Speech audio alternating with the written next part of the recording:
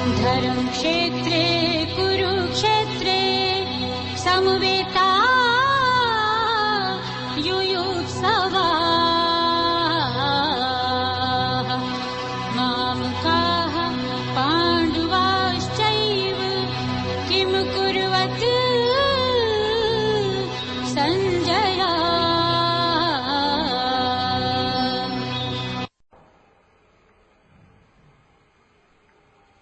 श्रीमद् भगवद गीता प्रथम अध्याय भावी युद्ध फल के कारण विषाद। श्लोक 1। धृतराष्ट्र ने कहा, हे संजय, धर्म भूमि स्वरूप कुरुक्षेत्र में मेरे पुत्रों तथा पांडु पुत्रों ने युद्ध की इच्छा से एकत्रित होने के पश्चात क्या किया।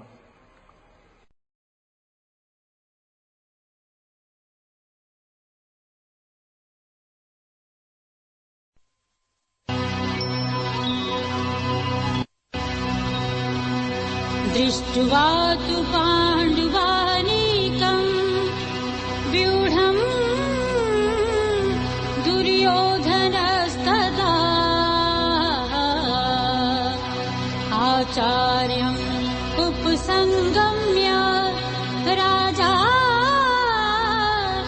वचनमब्रवीत्।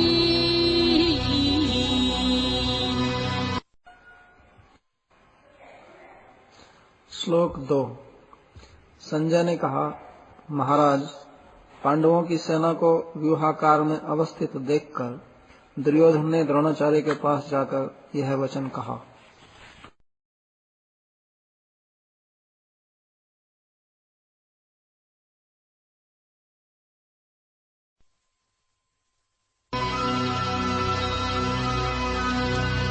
पश्येताम् पाण्डुपुत्राणाम् आचार्या महतीं च व्यूढां द्रुपदपुत्रेण तव शिष्येण धीमता। श्लोक 3। हे आचार्य, अपने बुद्धिमान शिष्य द्रुपद पुत्र धृष्टद्युम्न के द्वारा व्यूहाकार में स्थापित पांडवों की इस विशाल सेना का अवलोकन करें।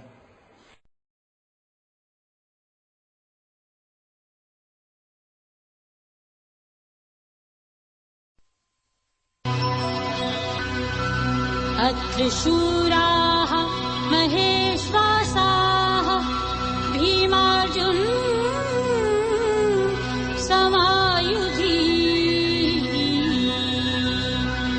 युयुधानाः विराटः च द्रुप्तः च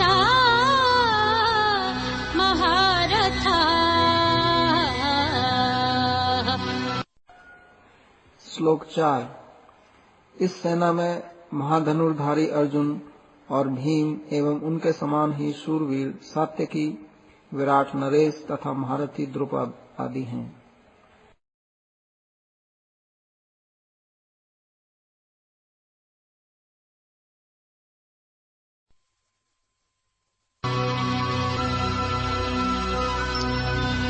धृष्टकेतुः चैकितानः काशीराजः च वीर्यवान्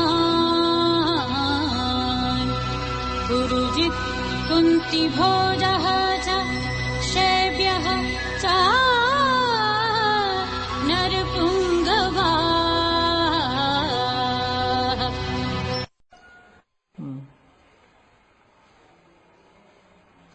श्लोक 5। इस युद्ध में धृष्टकेतु, चेकितान, वीर काशीराज, पुरुजित, कुंती भोज, नरश्रेष्ठ, शैब्य आदि उपस्थित हैं।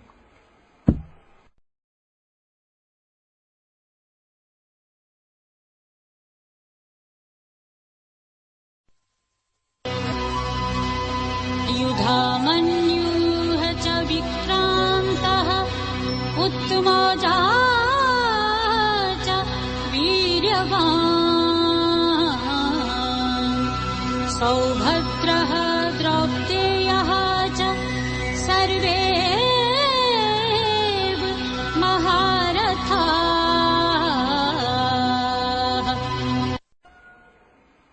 श्लोक 6। और परंपराक्रमी युधामन्यु, वीर्यवान उत्तमौजा, अभिमन्यु, द्रौपदी के पुत्र प्रतिविंध्य आदि महारथी उपस्थित हैं।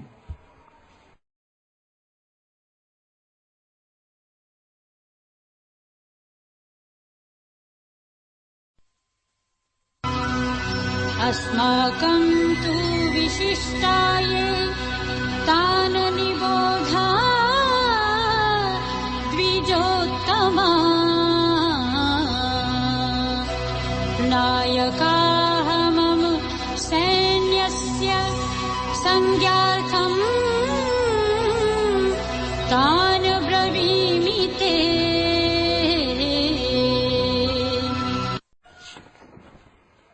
श्लोक 7। हे द्विजश्रेष्ठ, आपकी सूचना के लिए मैं अपनी सेना के उन सेना नायकों का नाम उल्लेख कर रहा हूँ जो कि सैन्य संचालन में विशेष रूप से कुशल हैं।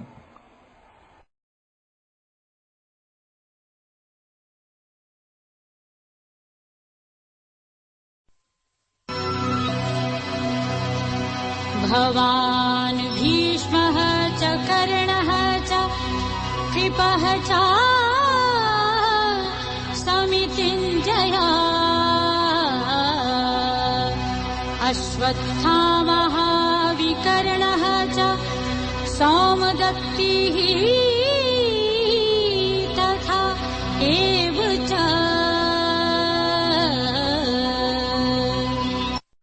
श्लोक 8। आप स्वयं पितामह भीष्म, कर्ण, समर विजयी कृपाचार्य, अश्वत्थामा, विकर्ण, सोमदत्त के पुत्र भूरिश्रवा, सिंधुराज एवं जयद्रथ आदि शूरवीर मेरे पक्ष में हैं।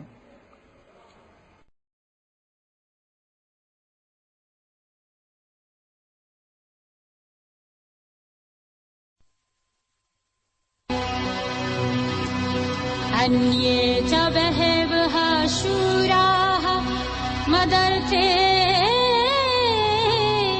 त्यक्तजीविताः नानाशस्त्रप्रहरणाः सर्वे युद्धविशारदाः।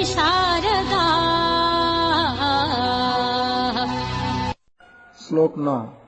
मेरे लिए प्राणोत्सर्ग करने के लिए तत्पर नाना अस्त्र शस्त्रों से सुसज्जित और भी अनेक वीर हैं जो युद्ध में निपुण हैं।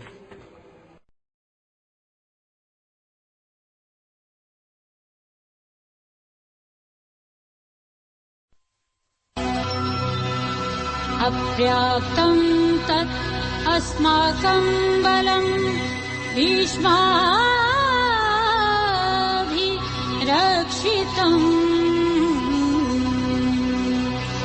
पर्याप्तं तु इदं एतेषां बलं भीमाभिरक्षितम्। श्लोक 10। भीष्म के द्वारा रक्षित हमारा सैन्य बल अपर्याप्त है, किंतु दूसरी ओर भीम के द्वारा संरक्षित पांडवों का सैन्य बल पर्याप्त है।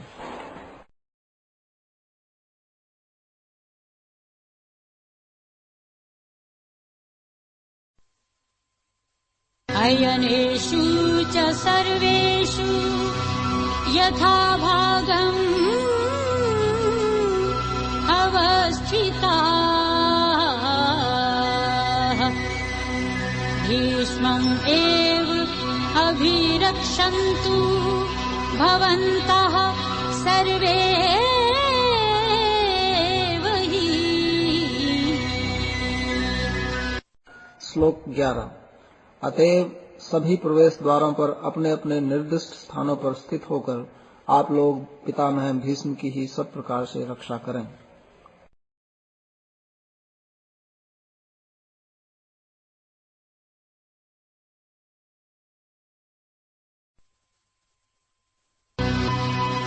तस्य सञ्जन्यन् हर्षम् कुरु वृद्धाः पितामहाः सिंहनादं विनद्य उच्चैः शङ्खं दध्मो प्रतापवान्। श्लोक 12। इसके बाद बड़े प्रतापी कुरुश्रेष्ठ पितामह भीष्म ने दुर्योधन के हृदय में आनंद उत्पादन करते हुए सिंह की भांति गर्जन कर उच्च स्वर से शंखनाद किया।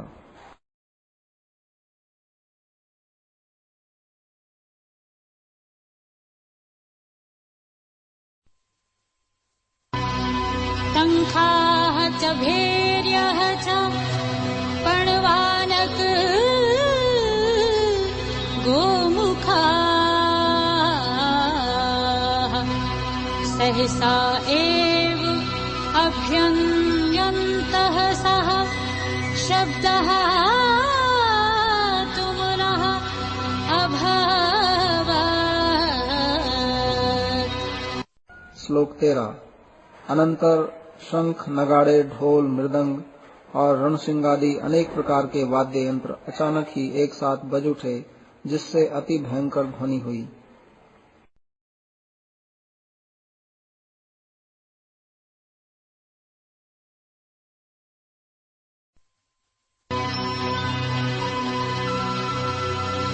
ततः श्वेते हयेहयुक्ते महती सयन्दने स्थितो माधवाः पाण्डवाः चैव दिव्यो शङ्खो प्रदधतु। श्लोक 14। इसके बाद श्वेत घोड़ों से युक्त उत्तम रथ में बैठे हुए श्री कृष्ण तथा धनंजय ने दिव्य शंख की ध्वनि की।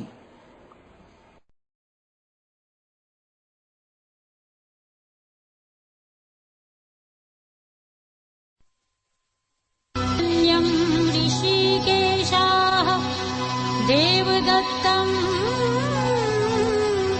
धनञ्जया पौण्ड्रम् दधुमो महाशङ्खम् भीमकर्मा मृकोदरा।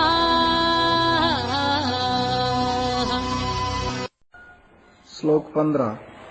ऋषिकेश श्री कृष्ण ने पांचजन्य, अर्जुन ने देवदत्त तथा भयंकर कार्यों को करने वाले भीम ने पौंड्रक नामक महाशंख बजाया।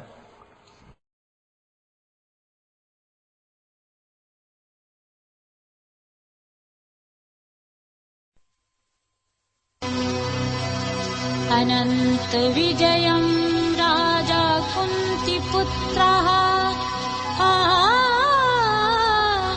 युधिष्ठिरः नकुलः सहदेवः च सुघोष्मणि पुष्पको काश्यः च परमेश्वासाः शिखण्डी च महारथाः धृष्टद्युम्नः विराटः च सात्यकी च अपराजिताः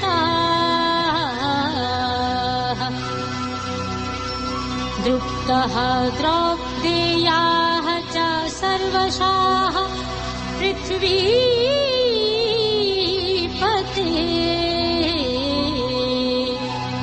सौभद्रः च महाबाहुः शङ्खान् दध्मुः पृथक् पृथक्। श्लोक 16, 17 और 18। कुंती नंदन महाराज युधिष्ठिर ने अनंत विजय, नकुल ने सुघोष तथा सहदेव ने मणिपुष्पक नामक शंख बजाया।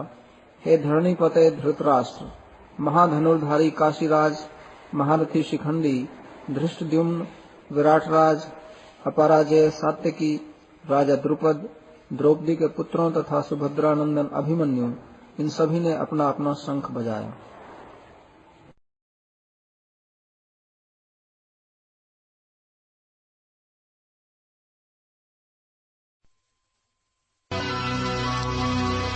सह घोषाः धारत्राष्ट्र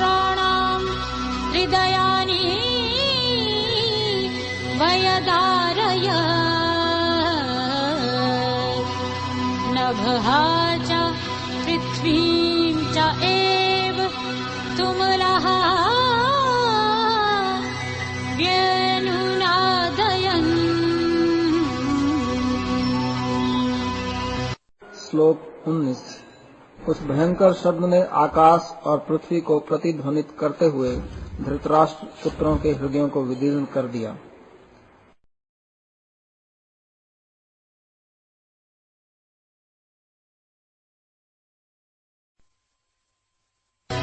अव्यवस्थितान् दृष्ट्वा धारत्राष्ट्रान् कपीध्वजाः प्रवृत्ते शस्त्रसम्पाते धनुः उद्यम्य पाण्डवाः ऋषिकेशम् तदा वाक्यम् इदम् आह महीपते। श्लोक 20। हे राजन, उसके बाद आपके पुत्रों को युद्ध के लिए व्यवस्थित देखकर बाण फेंकने को उद्यत कपिध्वज अर्जुन ने अपना धनुष उठाकर श्री कृष्ण से यह वचन कहा।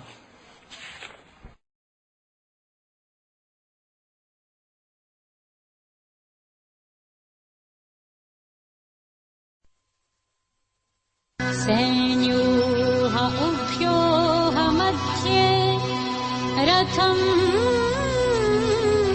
स्थाप्य मे अच्युः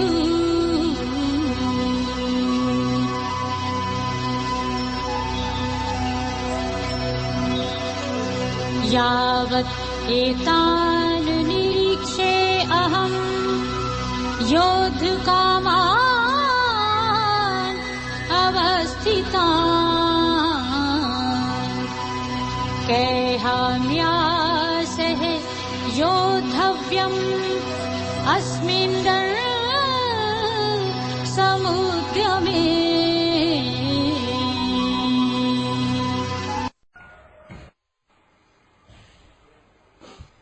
श्लोक 21 और 22।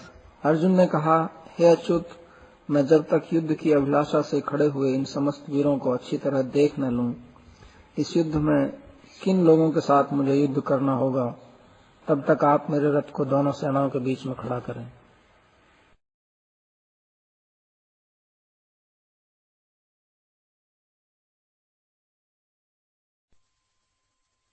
यो तस्य मानान् अवेक्षे अहम् ये ते अत्र समागताः धारत्राष्ट्रस्य दुर्बुद्धेः युद्धे प्रियचिकीर्षवाः। श्लोक 23। और इस युद्ध में दुर्बुद्धि परायण धृतराष्ट्र पुत्रों का कल्याण चाहने वाले एकत्रित योद्धाओं का मैं निरीक्षण करना चाहता हूँ।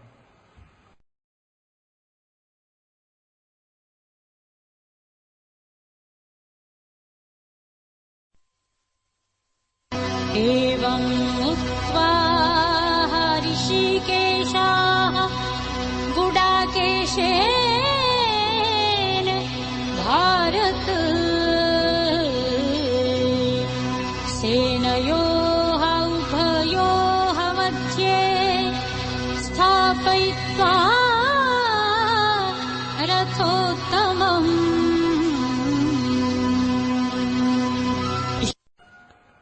श्लोक 24।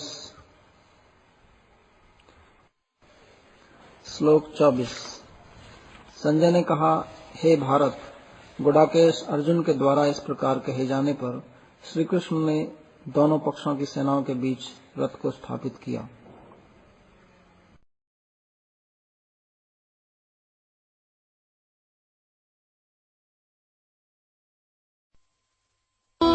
प्रमुखताः सर्वेषां च महीक्षिताः उवाच पार्थ पश्य एतान् समवेतान् कुरूनिति। श्लोक 25। समस्त राजाओं तथा भीष्म द्रोणादि विशिष्ट व्यक्तियों के सामने उत्तम रथ को स्थापित कर श्री कृष्ण ने कहा, हे पार्थ, इन एकत्रित कौरवों को देखो।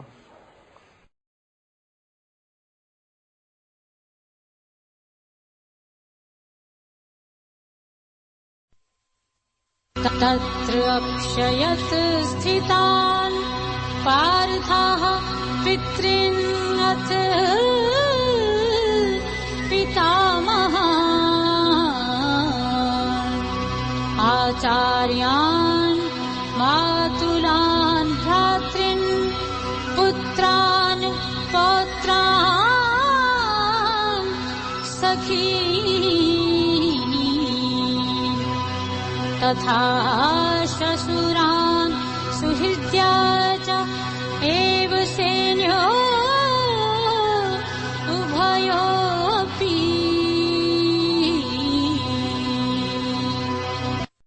श्लोक 26। उसके बाद अर्जुन ने दोनों सेनाओं में उपस्थित अपने पिता के भाइयों, पितामहों, आचार्यों, मामा, भाइयों, पुत्रों, पौत्रों, सखा, ससुरों तथा सुहृदों को देखा।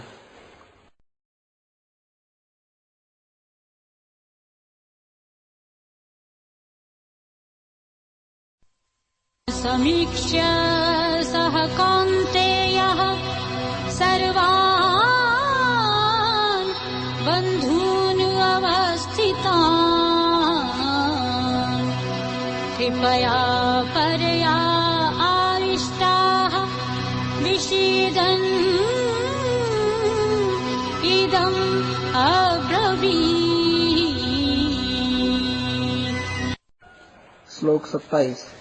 युद्ध भूमि में उपस्थित अपने समस्त बंधु बांधवों को देखकर अत्यंत करुणायुक्त होकर कुंती नंदन अर्जुन ने यह कहा।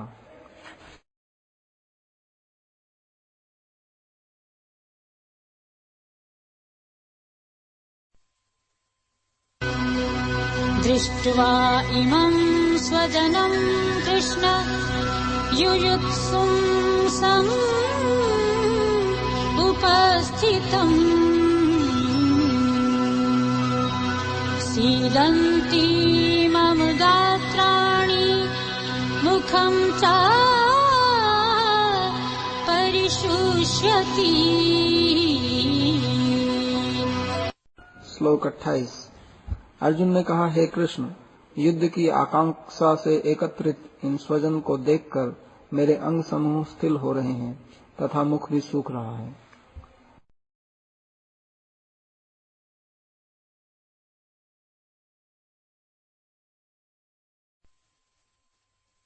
पिपथुः च शरीरे मे रोमहर्षः च जायते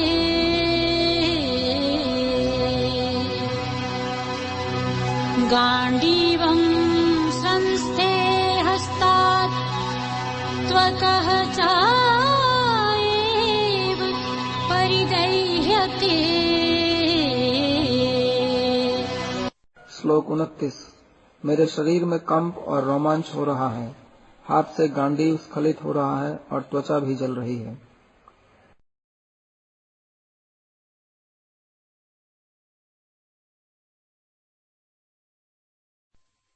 न च शक्नोमि अवस्थातुं भ्रमति इव च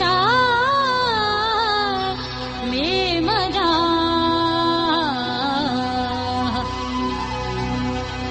निमित्तानि च पश्यामि विपरीतानि केशव। श्लोक 30। हे केशव, मैं अब खड़े रहने में असमर्थ हूँ, मेरा मन भी भ्रमित हो रहा है, मैं केवल विपरीत लक्षणों को देख रहा हूँ।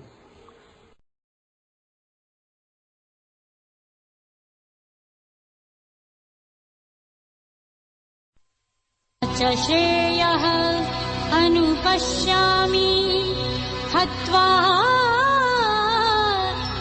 स्वजनम् आहवे न काङ्क्षे विजयम् कृष्ण न च राज्यम् सुखानि च। श्लोक 31। हे कृष्ण, युद्ध में स्वजन की हत्या कर कोई मंगल भी नहीं देखता हूँ। मैं युद्ध में विजय, राज्य तथा सुखों को भी नहीं चाहता हूँ।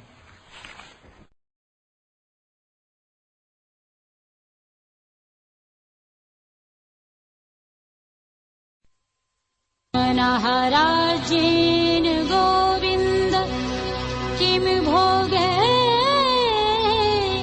जीवितेन वा।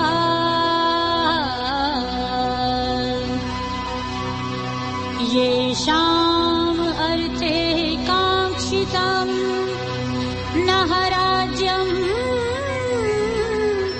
भोगाः सुखानि च ते इमे अवस्थिताः युद्धे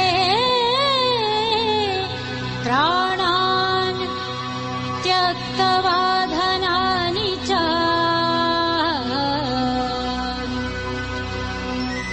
आचार्याः पितरः पुत्राः तथा एव च पितामहाः मातुलाः श्वश्राः पौत्राः शालाः सम्बन्धिनः तथा एतान् न हन्तुम् इच्छामि घ्नतःपि मधुसूदन।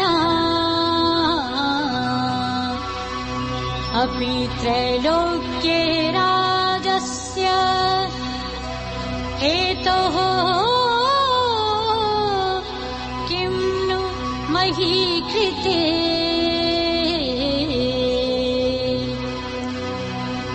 निहत्य धारत्राष्ट्रान् नः का प्रीतिः स्यात्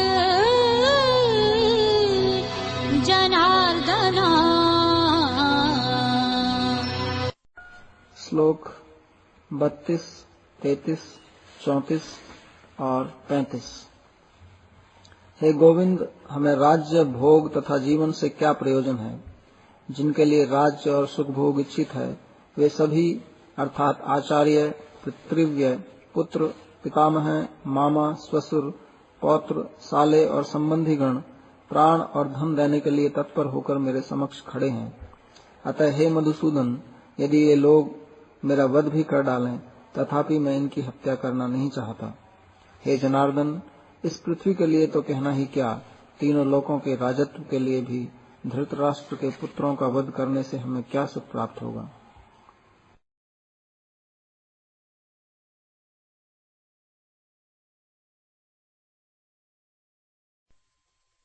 पापम् एव आश्रये तस्मान् हत्वा एतान् आततायिनः।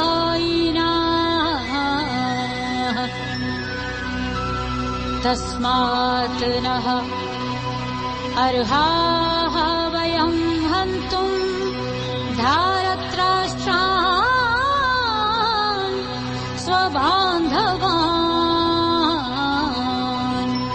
स्वजनं हि कथं हत्वा सुखिनः स्याम माधव। श्लोक 36। हे माधव, इन सभी आतताइयों को मारने में हमें पाप ही लगेगा, इसलिए बांधवों सहित दुर्योधन का वध करना हमारे लिए उचित नहीं है, क्योंकि स्वजन की हत्या करने से हम किसी प्रकार सुखी होंगे।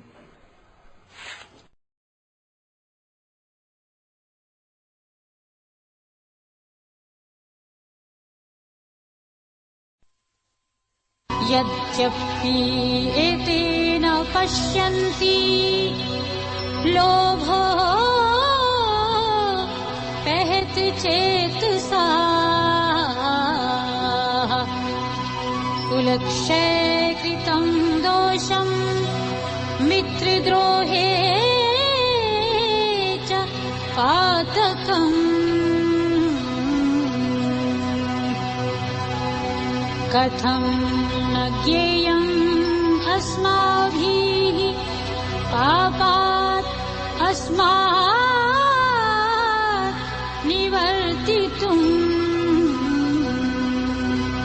कुलक्षय कृतं दोषं प्रपश्यद्भिः जनार्दन। श्लोक 37 और 38। हे जनार्दन, राज्य के लोभ से भ्रष्ट बुद्धि होकर दुर्योधनादि वंशनाश से उत्पन्न दोष तथा मित्रद्रोह से उत्पन्न पाप को नहीं देख रहे हैं, परंतु इसे जानने वाले हम लोगों को इन दोषों से निवृत्त होने के लिए क्यों नहीं विचार करना चाहिए।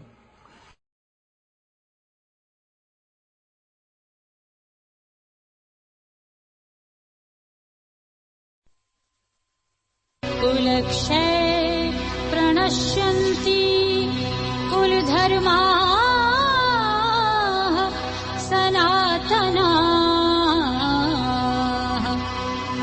धर्मे नष्टे कुलं कृत्स्नम् अधर्मः अभिभवति। श्लोक 39। वंशनाश से वंश परंपरा द्वारा प्राप्त धर्म समूह नष्ट हो जाते हैं। धर्म के नष्ट होने पर संपूर्ण कुल को अधर्म दबा लेता है।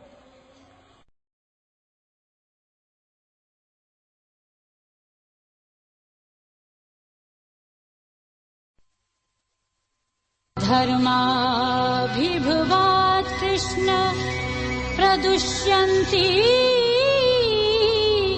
कुलस्त्रियाः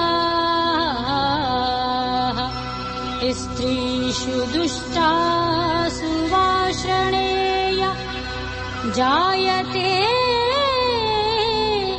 वर्णसंकराः। श्लोक 40।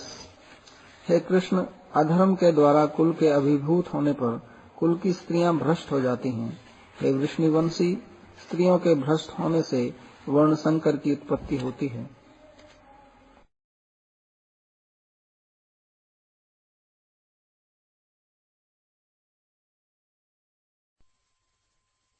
संकरः नरकाय एव कुलघ्नानां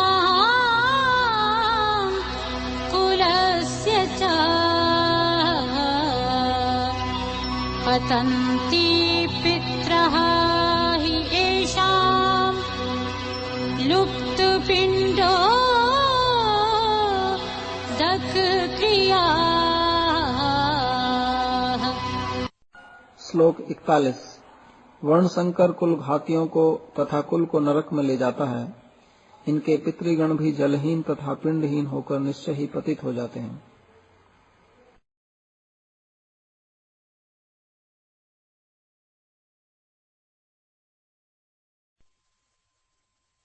दोषे हयतेह कुलघ्नानां वर्णसंकर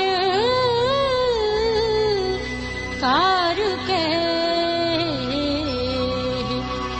उत्साद्यन्ते जाति धर्माः कुलधर्माः च शाश्वताः। श्लोक 42। कुल घातियों के इन सभी दोषों के द्वारा सनातन जाति धर्म तथा कुल धर्म विलुप्त हो जाते हैं।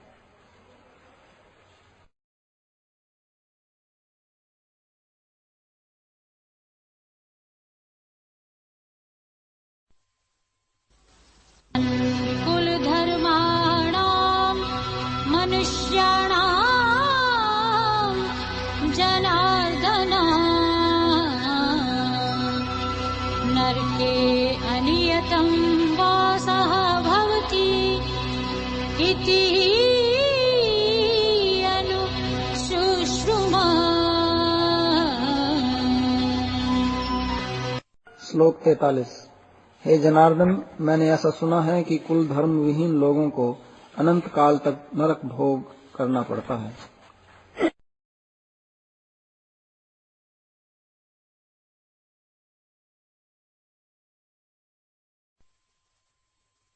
बत महत पापं कर्तुं व्यवसिताः वयं यत् राज्य सुखलोभेन हन्तुं स्वजनं उद्यताः।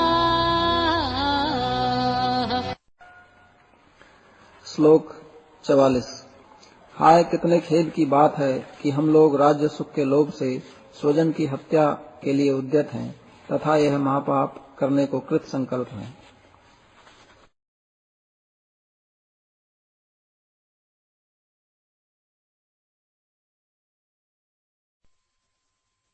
इमाम् अप्रतीकारम् अशस्त्रम् शस्त्रपाणया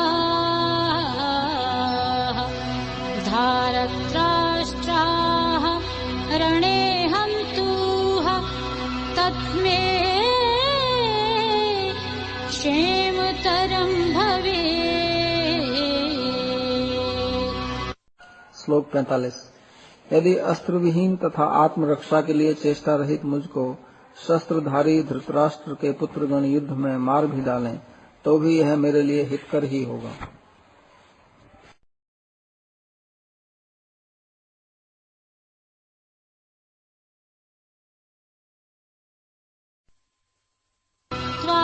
अर्जुनः संख्ये रथोपस्थे उपाविश विसृज्य सशरं चापं शोक संविघ्नमानसाः। श्लोक 46। संजय ने कहा, शोक से उद्विग्न मन वाले अर्जुन ने युद्ध भूमि में ऐसा कहकर बाण सहित धनुष का परित्याग कर दिया तथा वे रथ में बैठ गए।